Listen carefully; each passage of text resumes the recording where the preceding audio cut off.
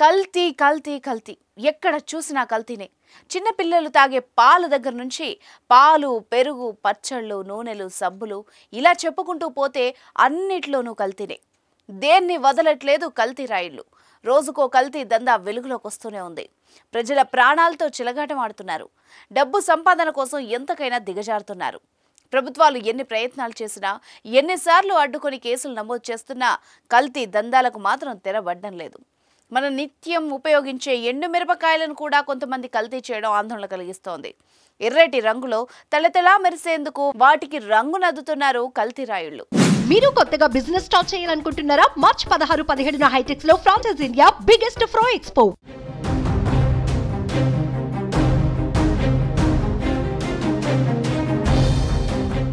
ఎర్రటి ఘాటు మిర్చిలకు ఎర్రటి రంగు వేస్తున్నారు.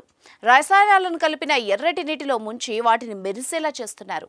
పాడైపోయిన మిరపకాయలను తిరిగి విక్రయించేందుకు, తాజాదనం తెప్పించేందుకు ఇలా చేస్తున్నారు.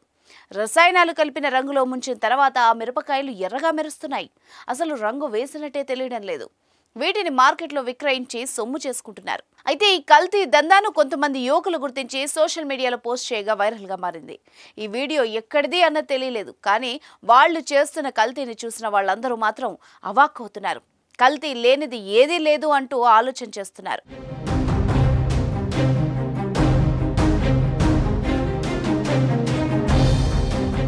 ఒకప్పుడు కొన్ని పదార్థాలు మాత్రమే కల్తీకి గురయ్యేవి. కాదేది కల్తీకి అనర్హం అంటూ రెచ్చిపోతున్నారు. పండ్లు కూడా కొన్ని రకాల రసాయనాలను ఉపయోగించి పండేలా చేస్తున్నారు. ఇలా కెమికల్స్ కలిపిన వాటిని తినడం వల్ల క్యాన్సర్ వంటి వ్యాధులకు గురవుతున్నారు.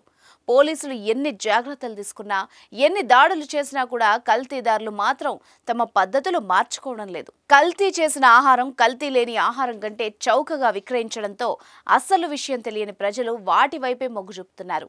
కల్తీ దందాపై అధికారులు దృష్టి సారించి ప్రజల్ని రక్షించాలని డిమాండ్లు వ్యక్తం అవుతున్నాయి.